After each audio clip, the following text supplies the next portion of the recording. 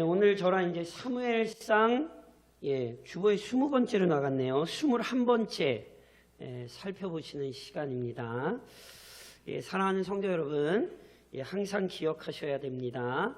하나님께서는 선하신 분입니다. 믿으시죠? 그게 저랑 방금 읽은 구절에도 나와 있어요. 무슨 말씀이냐 하면 사무엘상 8장에서 이스라엘 백성들이 어떤 어리석음을 범했지요? 분명히 하나님께서 왕이 되실 때 이스라엘에게 평안이 주어진다는 사실을 분명히 저희가 7장에서 확인을 했는데 이스라엘 백성이 하나님께서 주신 평안을 너무 쉽게 잊고 8장에 들어서자마자 뭘 했어요? 왕을 구하죠. 왕정 자체가 문제였던 게 아니라 계속해서 강조해서 말씀드렸어요. 왕이 문제가 아니라 왕정을 구했던 이스라엘 백성의 영적 상태가 문제였다고요. 하나님께서 이스라엘 백성이 왕을 구했던 영적 상태를 뭐와 똑같다고 말씀하셨어요? 우상 숭배와 똑같다고 말씀하셨죠. 그러니까 한 분이신 하나님을 섬기며 살아야 되는 백성들이 딴 마음을 품은 게 왕을 구한 걸로 나타나는 거예요. 이스라엘은요, 어리석게 또는 불신앙적인 마음으로 왕을 구했어요. 근데 저랑 방금 읽으신 구절에 보니까 어떻게 돼 있어요? 이스라엘이 그렇게 어리석게 불신앙적으로 행동했음에도 불구하고 하나님께서는 왕을 허락하시되 왜 왕을 주세요? 내 백성을 블레셋 사람들의 손에서 구원하게 하시려고. 그 백성의 부르짖음을 들으시고 그들을 돌보시기 위하여 왕을 허락하시죠. 얼마나 놀랍습니까? 인간은 패역하게 행했으나 하나님은 놀랍게 자비하게 이스라엘 백성을 대하시는 거예요. 오늘도 기억하셔야 돼요. 만일 하나님께서 우리가 행한 대로 갚으셨다면 오늘 여기 살아남아 있을 사람 아무도 없습니다. 우리는 어리석고 미련하게 행동했어도 놀랍게 하나님께서 우리에 대한 사랑을 바꾸지 않으셨기 때문에 하나님께서 우리를 지금까지도 복된 길로 인도하셨다는 사실을 잊으시면 안 돼요. 그래서 하나님이 왕을 주시는 거예요. 그러면서 이 왕이 세워지는 모든 일에도 하나님의 놀라운 은혜와 섭리가 드러나죠. 이스라엘의 첫 번째 왕 사울.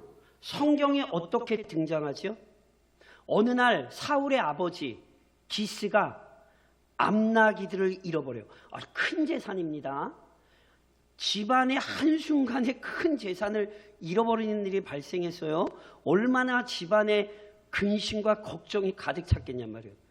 그 명령을 그래서 그 나귀들을 찾으려고 아버지가 딴 사람을 시킬 수도 없어요. 이거 중요한 일이라. 그래서 누구 시키는 거예요?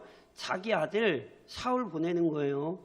아버지의 명령에 따라 사울이 암나귀 찾으러 나왔죠. 찾았어요? 못 찾았어요? 못 찾았다니까요. 집안에 걱정이 생겼어요. 사울은 헛고생을 했어요. 그런데 놀랍게 성경은 그 모든 일이 어떤 과정이었대요? 사울이 사무엘을 만나러 가는 과정이었다는 거예요. 하나님께서는 이미 사무엘에게 명령하셨어요. 사무엘아, 내가 너에게 베냐민 지파 한 사람 보낼 테니까 내가 왕으로 삼으려고 택해놓은 사람이니까 너 그 사람에게 기름 부어 왕으로 세워라. 놀랍게 기스의 집안의 어려움이 사울의 헛고생이 하나님 손에서는 선한 일을 이루는 과정이었다는 사실 놓치시면 안 돼요. 내 인생 이게 뭐 대단할까? 그렇게 생각되실 수 있는데 놀랍게도 하나님은 우리의 인생을 신비로운 뜻을 이루는 도구로 사용하고 계세요. 그 확신이 실은 우리 마음에 있어야 돼요. 그래서 사울은 진짜로 사무엘에게로 갔고요. 사무엘은 이미 알고 철저히 준비했죠. 저랑 22절 오늘 그 9장 22절 24절까지 같이 한번 기억 떠올리시면서 한번 읽어보시겠어요? 22절로 24절입니다. 같이 읽겠습니다. 사무엘이 사울과 그의 사환을 인도하여 객실로 들어가서 청한 자 중 상석에 앉게 하였는데 객은 30명 가량이었더라. 사무엘이 요리인에게 이르되 내가 네게 주며 네게 두라고 말한 그 부분을 가져오라. 요리인이 넓적다리와 그것에 붙은 것을 가져다가 사울 앞에 놓는지라. 사무엘이 이르되 보라, 이는 두었던 것이니 내 앞에 놓고 먹으라. 내가 백성을 청할 때부터 너를 위하여 이것을 두고 이 때를 기다리게 하였느니라. 그날에 사울이 사무엘과 함께 먹으니라. 아멘. 기억하세요? 사울은요, 암나기 찾겠다고 나갔다가 얼떨결에 사무엘을 만났어요. 근데 사무엘은 이미 사울이 올 것을 알았을 뿐 아니라, 지난 시간에 설명드렸지만 이게 식사 자리가 정확히 어떤 식사 자리인지 모르겠어요. 분명히. 근데 제사가 끝나고 30명 정도가 모였잖아요. 이 사람들 그냥 일반 백성들이 아니란 말이에요. 분명히 이스라엘 중에 굉장히 존귀한 사람들이에요. 근데 그 사람들이 모여있는 자리에 누구를 상석에 앉혀요? 사울을 상석에 앉혀요. 게다가 이미 전날 요리인에게 귀한 음식을 준비시켜 대접했어요. 말씀드렸듯이 이미 사무엘은 알아요. 사울이 왕이 될 걸. 그래서 이미 사울을 뭐처럼 대우하는 거냐면 왕처럼 대우하는 거예요. 사무엘은 지금 철저히 하나님의 뜻대로 따르고 있죠. 그러면서 보세요. 그렇게 식사가 마친 이후에 어떻게 하냐면 저랑 25절을 같이 한번 읽어보시겠어요? 25절입니다. 같이 읽겠습니다. 그들이 산당에서 내려 성읍에 들어가서는 사무엘이 사울과 함께 지붕에서 담화하고. 자, 식사 자리가 끝났어요. 그리고는 사무엘이 사울과 같이 어떻게 해요? 숙소로 내려오는 거예요. 그래서 잠이 든 게 아니라 지붕에서, 지붕이란 그냥 아무 자리를 얘기하는 게 아니라 이스라엘의 집 구조상 지붕 위는요 가장 서늘하고 좋은 자리예요. 그러니까 분위기 좋은 테라스에서 지금 사무엘과 사울이 얘기하는 거예요. 무슨 얘기했을까요? 모르겠어요. 성경에 기록은 안 돼 있어요. 근데 저랑 이제 오늘 살펴보는 내용에 보시면 사무엘이 사울에게 지금까지의 모든 일이 하나님의 뜻이었음을 분명히 설명한 것으로 보여요. 앞서도 계속 살펴봤던 것처럼 사울이 얼마나 당황스러워요. 아니, 암나기 찾으러 왔다가 사무엘을 처음 봤는데, 실은 말씀드렸던 것처럼 사울은 영적으로 그렇게 성숙한 사람이 아니었다니까요. 사무엘에 대해 잘 인식도 못했어요. 그래서 사무엘 보고 선지자 어디 있냐고. 얼렁뚱땅 성경이 기록한 게 아니에요. 사울의 영적인 상태를 보여준 거란 말이에요. 그런데 사무엘을 만나자마자 하나님께서 너를 왕으로 세우신다. 얼마나 충격적인 얘기냔 말이에요. 그러니 이 밤에 사무엘이요 사울을 데리고 그 신비로운 하나님의 뜻을 설명했던 게 분명해요. 그리고 사울이 앞으로 어떻게 해야 했던지를 가르쳤던 것 같아요. 그래서 어떤 일이 이루어지냐면, 자, 밑으로 조금 내려오셔서 26절, 27절, 그리고 저랑 10장 1절까지 한번 같이 읽어보세요. 그렇게 담화가 끝나고 났기 때문에 다음날 어떤 일이 이루어지는 거냐면, 자, 26절부터 10장 1절까지 같이 읽겠습니다. 그들이 일찍 일어날새 동틀을 때쯤이라 사무엘이 지붕에서 사울을 불러 이르되 일어나라, 내가 너를 보내리라 하매 사울이 일어나고 그 두 사람 사울과 사무엘이 함께 밖으로 나가서 성읍 끝에 이르매 사무엘이 사울에게 이르되 사완에게 우리를 앞서게 하라 하니라. 사완이 앞서가므로 또 이르되 너는 이제 잠깐 서 있으라, 내가 하나님의 말씀을 내게 들려주리라 하더라. 이에 사무엘이 기름병을 가져다가 사울의 머리에 붓고 입맞추며 이르되 여호와께서 내게 기름을 부으사 그의 기업의 지도자로 삼지 아니하셨느냐. 자, 보세요. 식사를 마치고 밤에 둘이 얘기해요. 성경에 자세히 기록되어 있지 않지만 지금 말씀은 저랑 읽으신 구절을 보면 사무엘이 사울에게 하나님의 뜻을 잘 풀어 설명했던 것 같아요. 그래서 이제 다음날 아침 일찍 일어나서 사울 집에 가야 되잖아요.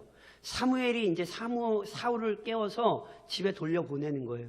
그러면서 사무엘이 사울을 배웅하러 나가죠. 단순히 배웅한 게 아니에요. 사환을 앞서 보내고 두 사람만 남아서 뭐해요?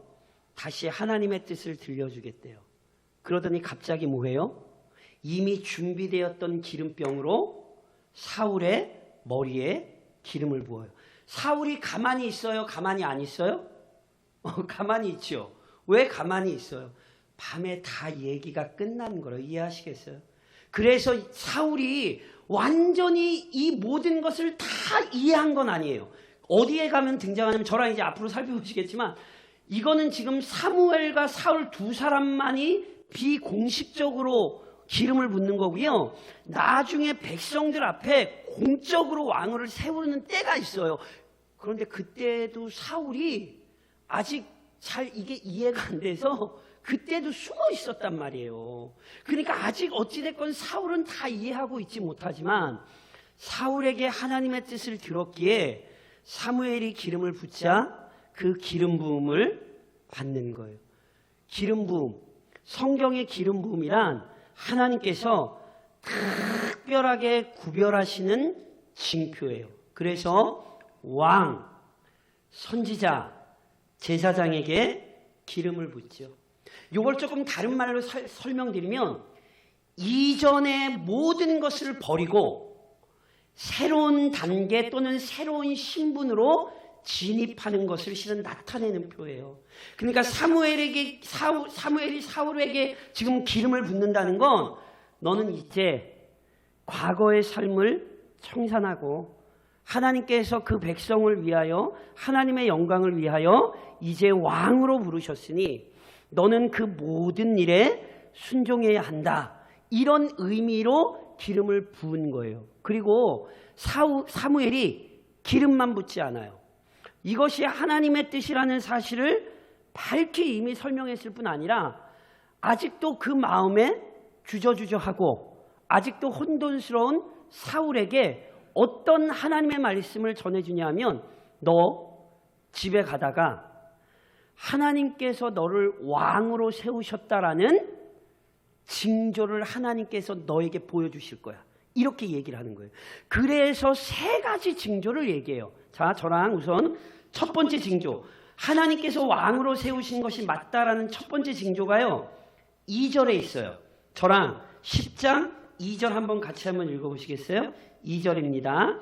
내가 오늘 나를 떠나가다가 베냐민 경계 셀사에 있는 라헬의 묘실 곁에서 두 사람을 만나리니 그들이 내게 이르기를 내가 찾으러 갔던 암나기들을 찾은지라 내 아버지가 암나기들의 염려는 놓았으나 너희로 말미암아 걱정하여 이르되 내 아들을 위하여 어찌하리오 하더라 할 것이요. 자, 저를 보시면 실은 그 각 징조마다 어디에서 이게 일어났느냐부터 시작해가지고 그걸 굉장히 좀 세세하게 설명하신 학자들이 좀 있어요. 근데 제가 그렇게 설명을 좀 해드리려니까 너무 복잡한 것 같아서 제가 그냥 간략하게 핵심만 좀 설명을 드리면 어떨까 싶어요. 우선 첫 번째 징조는 뭐냐 하면 사울이 집으로 가다가 사람들을 만나게 되는데 두 사람을 만나는데 그 두 사람이 사울에게 무슨 얘기를 해준다고요? 너 네 아버지가 암나기를 찾으러 너를 보냈는데 암나기는 이미 찾았고 네가 안 돌아와서 야 아버지가 지금 걱정이 많아 이 얘기를 한다라는 거 이게 징조라는 거예요. 근데 저랑 지난 시간에 살펴보셨어요. 사울이 사무엘을 만났을 때 이미 사무엘이 무슨 얘기부터 했냐면 암나기 걱정하지 마 이미 찾았어 얘기하잖아요. 그러니까 보세요. 이 얘기를 여기 또 듣는 이유는 분명해요. 시간차적으로 보면 저랑 저번에 봤던 본문에 보면 사무엘이 사울에게 뭐라고 얘기하냐면 야 벌써 사흘 전에 찾았어 암나기 이렇게 얘기를 하거든요. 그러니까 무슨 얘기냐면 사울이 암나기를 찾으러 나오자마자 조금 지나지 않아서 암나기님이 찾았어요. 그러니까 보세요. 암나기님이 찾아진 거고 사울이 적어도 3일 길을 헤맸던 이유는 앞서 설명드렸던 것처럼 결국 누구를 찾아온 거예요? 사무엘을 만나기 위한 과정이었다니까요. 그러니까 다시 이 두 사람에게 이 이야기를 들었다. 이 징조의 지금 핵심은 뭐냐면 사울아, 너희 집안의 암나기를 잃어버린 건 우연히 발생한 일이 아니라 하나님께서 너를 사무엘에게 이끄신 거야. 너를 왕을 삼으시려고 하나님께서 이 일을 통해 너를 사무엘에게 이끄신 거야. 지금 이 얘기를 하는 거라고요. 이게 징조라는 거예요. 그래서 사울이 이걸 들으면 내가 암나기 찾으러 헛고생한 게 아니라 사무엘 만나러 하나님이 보내신 거구나. 이걸 확신하게 만드는 거예요. 이게 첫 번째 징조라는 거예요. 더 나아가 저랑 3절로 4절에 보면 이제 두 번째 징조가 있어요. 두 번째 징조 3절로 4절을 같이 읽겠습니다. 3절로 4절 같이 시작. 내가 거기서 더 나아가서 다볼 상수리 나무에 이르면 거기서 하나님을 배우려고 베델로 올라가는 세 사람을 만나리니 한 사람은 염소 새끼 셋을 이끌었고 한 사람은 떡 세 덩이를 가졌고 한 사람은 포도주 한 가죽 부대를 가진 자라. 그들이 내게 문안하고 떡 두 덩이를 주겠고 너는 그의 손에서 받으리라. 자, 저를 보세요. 첫 번째 징조는 암나기를 찾았다는 얘기를 듣는 거예요. 그 얘기는 조금 다시 설명드리면 암나기를 찾는 게 원래 목적이 아니라 누구를 만나러 오는 과정이었다고요? 사무엘을 만나러 오는 과정이었다. 이걸 확인을 시켜주는 거예요. 더 나아가서 가다가 또 베델로 올라가는 세 사람을 만나요. 베델이 중요해요. 베델로 올라가는 세 사람을 만나는데 그냥 베델로 올라가는 게 아니라 이 사람들이 뭐 하려고 올라가요? 하나님을 배우려고 베델로 올라가는 사람들이에요. 조금 더 설명을 드리면 베델이 어떤 곳인지 아시죠? 이스라엘에게 베델은 너무너무 중요한 자리예요. 베델에서 제일 중요하게 우선 어떤 일이 있었어요? 야곱이 하나님께서 야곱을 하늘문을 열고 만나신 자리. 거기가 베델이잖아요. 그래서 이후에 거기다 야곱이 돌기둥을 쌓고 기름을 붓고 하나님 앞에 예배를 드렸을 뿐 아니라 거기에 분명히 이스라엘 백성들은 그 신앙을 따라 예배의 처소가 있었어요. 그래서 나중에 보면 북이스라엘을 시작했었던 여로보암이라는 사람이 북이스라엘 백성들을 자기 편을 만들려고 우상 숭배의 아주 나쁜 짓을 벌이는데 금송아지를 세우되 어디에다 세워요? 두 군데다 세우죠. 한 군데가 어딘지 아세요? 베델, 한 군데가 단이죠. 왜 베델에 세워요? 베델은 이스라엘의 신앙의 중심지예요. 그래서 거기 세운 거라고. 그러니까 이미 베델에 하나님께 예배하는 처소가 있었어요. 근데 거기에 세 사람이 올라가잖아요. 근데 이 세 사람이 뭘 가져가냐면 염소 새끼 셋, 떡 세 덩이, 포도주 한 가죽 부대. 이게 뭔지 아세요? 이게 자기들이 예배 드리러 가면서 먹을 양식이 아니에요. 이게 뭐냐면 하나님 앞에 예배 드리는 제물의 일부예요. 특별히 여기 떡 세 덩이는 진설병을 얘기하는 거라고요. 그러니까 이 사람들이 원래 이걸 누구에게 드려 누가 먹는 거냐면 하나님께 예물을 드리면 그걸 누가 먹죠? 제사장들이 먹죠. 조금 다른 말로 기름 부어 구별하신 하나님의 사람들이 먹는 거란 말이에요. 그런데 그걸 누굴 줘요? 그 중에 일부를 사울을 준다고요. 그러니까 이거는 먹을 거 줬다는 얘기가 아니에요. 지금 뭐 하는 거냐면 사울을 하나님께서 기름 부어 세우셨다는 증거가 되는 거라고요. 당신은 하나님께서 기름 부으신 사람입니다. 이 고백의 증표로 떡덩이를 주고 사울이 그걸 받는 거예요. 그러니 사울에게 어떤 확신이 생기는 거예요? 진짜 하나님께서 나를 기름 부어 세우셨구나. 이 징조의 의미가 있는 거예요. 그리고 또 하나의 징조가 있는데 세 번째 징조가 5절로 6절. 또 5절로 6절 저랑 같이 한번 읽겠습니다. 5절로 6절 같이 시작. 그 후에 내가 하나님의 산에 이르리니 그곳에는 블레셋 사람들의 영문이 있느니라.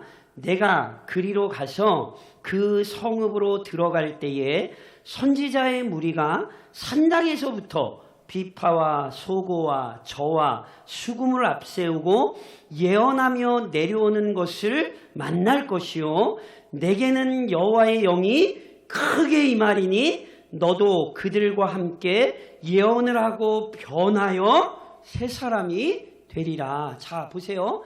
세 가지 징조가 일어날 걸 사무엘이 하나님의 뜻에 따라 알려줘요. 첫 번째 징조는 사울이 사무엘을 만나러 오는 길이 하나님의 뜻이었다를 알려주는 거고, 두 번째 징조는 떡덩이를 받음으로 당신은 하나님께서 기름 부어 세우신 사람입니다, 입증을 하는 거예요. 세 번째는 사울이 또 가다가 누구를 만나요?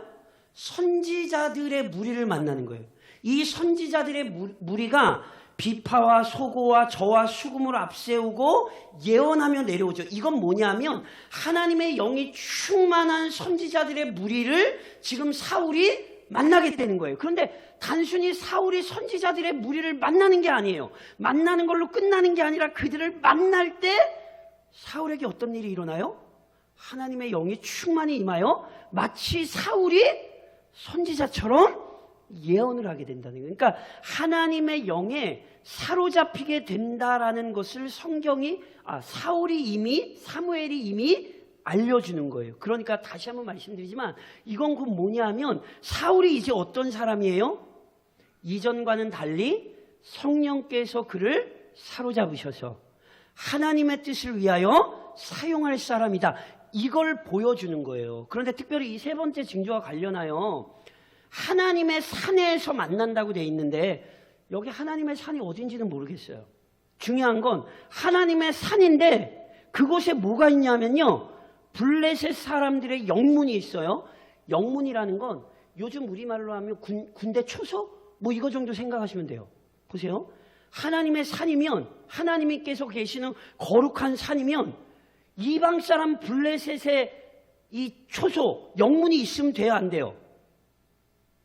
이게 지금 성경이 하고 싶은 얘기가 있는 거예요. 하나님의 거룩한 산이면 거기에 이방 사람들의 영문이 있으면 되겠습니까? 안 되겠습니까? 원래는 안 되죠.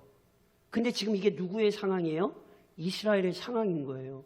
그러니까 특별히 이곳에서 선지자들의 무리를 만나고 사울에게 하나님의 영이 충만히 임하는 이유는 하나님께서 이미 사무엘을 통해 사울을 왜 세우신다 그랬어요? 블레셋 사람의 손에서 이스라엘을 구원하기 위해서. 그러니까 사울이 하나님의 영에 충만하되 하나님의 거룩한 땅에서 누구를 몰아내기 위해 지금 부름받는다는 거예요? 블레셋 사람들을 몰아내기 위해 부름받은 자예요. 그래서 실제로 이미 사무엘에게 그 얘기를 들었고 앞으로 또 살펴볼 텐데 사울이 실패하는 것 중에 하나가 뭔지 아세요? 블레셋을 못 쫓아요. 저랑 이제 앞으로 그걸 살펴보게 될 거예요. 블레셋을 제압할 자로 부름받았는데 블레셋을 제압을 못해요. 제가 이미 사사기 3서에서 말씀드렸죠. 그 블레셋을 제압하는 사람이 누구라고요? 다윗 때 가서 이게 가능해져요. 그러니까 보세요. 어찌됐건 이 모든 징조를 통해 실은 사울이 분명히 구별된 사람이라는 뜻을 하나님께서 나타내시는 거란 말이에요. 그래서 저랑 9절을 같이 한번 읽어보시겠어요? 9절 같이 읽겠습니다. 그가 사무엘에게서 떠나려고 몸을 돌이킬 때에 하나님이 새 마음을 주셨고 그날 그 징조도 다 응하니라. 사무엘과 둘이 남아서 사무엘이 사울에게 기름을 붓고 사울아 잘 들어, 너 하나님께서 왕으로 세우시는 게 확실하다는 징조를 3가지 줄 거야. 그 얘기를 듣고 사울이 뭐 했어요? 집으로 떠나려고 돌이켰더니 그때 어떤 일이 일어나요? 하나님께서 사울에게 새 마음을 주셨어요. 여기 새 마음을 주셨다는 건 하나님의 기름 부으심 또는 부르심으로 인해 사울의 마음에 새로운 생각, 새로운 결단이 생겼다는 거예요. 이게 진짜 하나님의 뜻이 맞구나. 나 정말 하나님 뜻대로 살아야겠구나 라는 이 새로운 결단이 사울의 마음에 생긴 거예요. 결단만 생긴 게 아니죠. 그날 그 징조가 뭐 했대요? 다 이루어졌대요. 2가지는 기록을 안 해요. 첫 번째, 두 번째는 기록을 안 하는데요. 3번째는 기록을 해요. 이게 더 중요하다는 의미인 것 같아요. 저랑 10절로 12절까지 한번 읽어보시겠어요? 그러니까 첫 번째, 두 번째 징조는 성경이 따로 기록을 안 하는데 세 번째 징조는 기록을 해요. 같이 읽겠습니다. 10절로 12절 같이 읽습니다. 그들이 산에 이를 때에 선지자의 무리가 그를 영접하고 하나님의 영이 사울에게 크게 임함으로 그가 그들 중에서 예언을 하니 전에 사울을 알던 모든 사람들이 사울이 선지자들과 함께 예언함을 보고 서로 이르되 기시의 아들에게 무슨 일이 일어났느냐 사울도 선지자들 중에 있느냐 하고 그곳에 어떤 사람들은 말하여 이르되 그들의 아버지가 누구냐 한지라 그러므로 속담이 되어 이르되 사울도 선지자들 중에 있느냐 하더라. 자, 절 보세요. 세 가지 징조를 얘기했는데 세 가지 징조가 다 이루어졌어요. 그런데 두 가지 징조는 언급을 안 하고 세 번째 징조는 언급을 해요. 이유가 있는 것 같아요. 첫 번째랑 두 번째는요. 사울과 만난 사람들만 알아요. 그렇죠? 사울에게 야 암나기들 니네 집 암나기 찾았어. 아빠가 네 걱정해. 이거는 사울과 만난 사람들만 알아요. 그렇죠? 또 베델레에서 하나님을 예배하려고 올라간 사람 세 사람 만났잖아요. 그 사람들이 떡덩이 준 거 이거 누구만 알아요? 사울과 이 사람들만 알아요. 근데 세 번째 징조는 달라요. 사울이 선지자들의 무리와 함께 예언할 때 주변에 많은 사람들이 그걸 뭐예요? 봐요. 그리고는 뭐라고 얘기해요? 야, 사울도 선지자 중에 있어? 이 얘기 조금 기분 나쁘게 얘기하면 조롱조예요. 원래 사울이 선지자였어요? 아니었어요? 선지자 아니었잖아요. 앞서 살펴보세요. 영적으로 눈이 좀 닫혔던 사람이에요. 그런데 사람들이 보기에도 사울에게 뭐가 나타난 거예요? 놀라운 변화가 나타난 거예요. 사울도 선지자. 이게 약간 조롱조기도 한데 굉장한 놀라움이에요. 그러니까 사울 마음에만 하나님께서 새로운 결단을 주신 게 아니에요. 나중에 공적으로 왕으로 나타나기도 하지만 어찌됐건 사울 주변에 있는 사람들도 이미 뭘 느끼기 시작해요? 사울 달라졌어요. 사울에게 하나님의 변화가 시작됐어. 그러니까 사울 마음에만 결단이 생긴 게 아니라 다른 사람들도 아직 공적으로 사울이 왕으로 세워지지 않았다 할지라도 하나님의 사람, 기름 부은 사람이라는 증거를 분명히 갖고 있다는 사실을 성경이 우리에게 보여주는 거예요.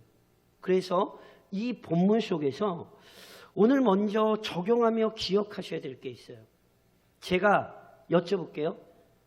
하나님의 사람 맞으세요? 아무도 대답을 안 하신 것 같아서 자, 하나님의 사람 맞으세요? 맞으시죠? 아멘. 어떻게 아세요? 갑자기 민망하시죠? 보세요.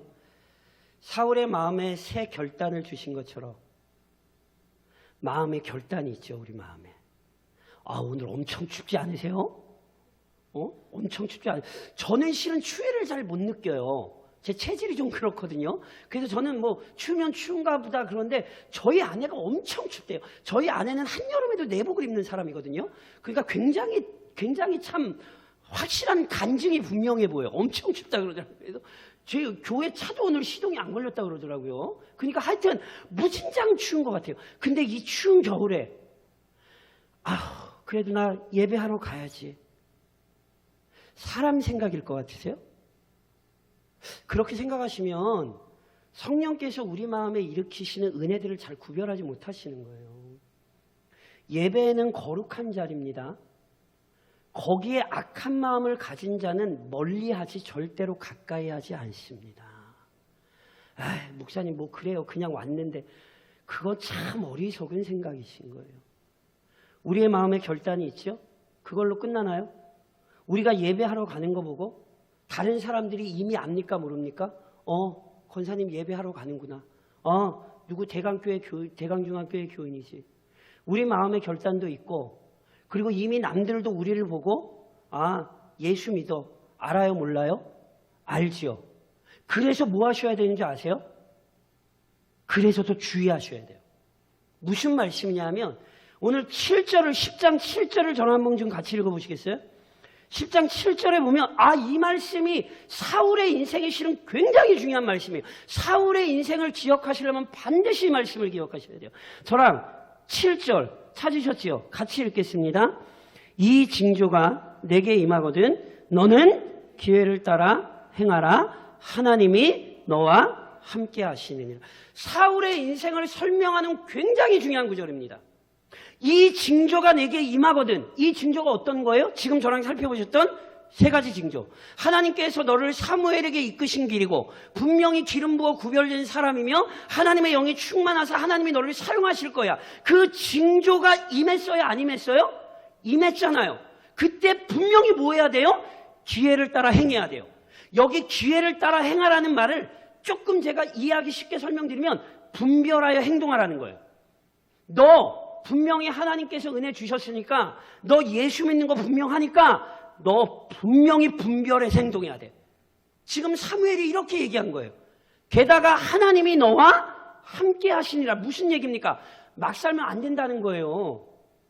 하나님이 너와 함께 하고 계시는데 너 이전과 같이 살면 안 돼. 지금 이렇게 얘기하는 거라고요. 누누이 말씀드린 것처럼 예수 믿는 사람은 달라야 돼요. 마음의 결단이 있고 다른 사람들이 이미 예수 믿는 걸 안단 말이에요. 그런데 똑같이 행동하고 똑같이 말한다? 그러면 안 되는 거예요. 이 징조가 이미 우리에게 임했단 말이에요. 분명히 예수의 사람이에요. 그러면 뭐 하셔야 된다고요? 분별하여 행동하셔야 되는 거예요. 함께 하시는 하나님 앞에 두렵고 떨림으로 행동하셔야 된다고요. 사울이 여기서 실패했어요. 사울이 분별하여 행동해야 되는데 나중에 이제 자세히 설명 아시잖아요. 사울이 무슨지 제가 다 설명 안 드려도 그거예요. 그게 뭐 한 거예요? 기회를 따라 행동하지 않은 거예요. 분별하여 행동했어야 되는데 하나님을 두려워하며 행동했어야 되는데 그걸 못한 거예요. 사울 욕하시면 안 돼요. 우리 얘기예요. 이 징조가 분명히 우리에게 나타났어요. 분명히 분별하여 행동하셔야 되는 거예요. 그렇지 않는 삶을 살지 않도록 주의하셔야 돼요. 더 나아가 저랑 8절 한번 같이 읽어보시겠어요? 이건 역시 사울의 삶에서 무너진 거예요. 8절 같이 읽겠습니다. 8절 같이 시작. 너는 나보다 앞서 길갈로 내려가라. 내가 내게로 내려가서 번제와 화목제를 드리리니 내가 내게 가서 내가 행할 것을 가르칠 때까지 7일 동안 기다리라. 자, 절 보세요. 지금 저랑 읽으신 8절에서 제일 중요한 구절이 뭔지 아세요? 기다리라요. 길갈에 내려가서 있는 일은 제가 다음에 설명드릴 거예요. 자, 보세요. 사무엘이 사울을 왕으로 세우면서 기다리라. 뭘 기다리라 그러는 게 아세요? 하나님께서 너를 이스라엘 백성 앞에 철저히 세워서 그들 앞에서 너로 하여금 하나님께서 영광스러운 일을 이루시기까지 여기 7일은요 숫자적으로 7일이 아니에요. 하나님의 완전한 때를 의미하는 거예요. 그때까지 기다리라 그랬어요. 그래서 나중에 살펴볼 거예요. 저랑 길갈에서 일어나는 일을 실제로 살펴보실 거예요. 그때까지 기다려야 돼요. 딱 사울이 여기 때까지만 기다렸어요. 그 이후로 사울이 뭐 하지 못하냐면 기다리지 못했어요. 그래서 잘 아시는 사건 있죠? 사무엘 못 기다리고 할 수 없는 일을 행하고 그게 나중에 계속 나와요. 이게 무슨 얘기인지 아세요? 성도 여러분, 때로 하나님의 뜻이 이루어지기까지 기다리셔야 되는 때가 있어요. 분명히 하나님의 뜻도 맞고 이게 선한 것이 분명히 맞는데 왜 하나님께서 응답하시지 않는가? 왜 하나님께서 이 일을 빨리 이루어 주시면 좋은데 왜 하나님이 이 일을 안 이루어 주시지? 누구 마음이에요? 하나님 마음이에요. 기다리셔야 돼요. 실은 제 얘기예요. 올해 어떠신지 모르겠어요. 저는 왜 제 인생에 이렇게 제 생각대로 되는 게 하나도 없죠?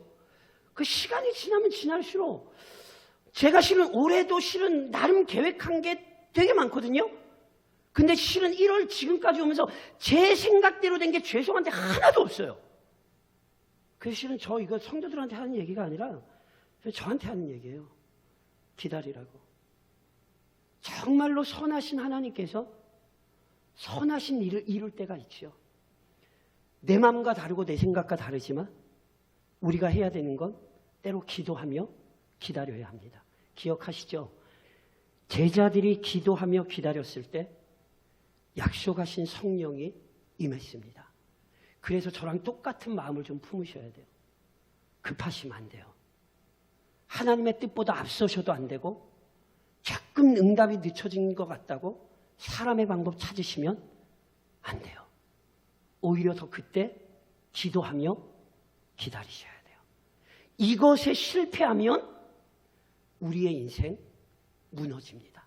그게 사울을 통하여 우리에게 주시는 교훈입니다.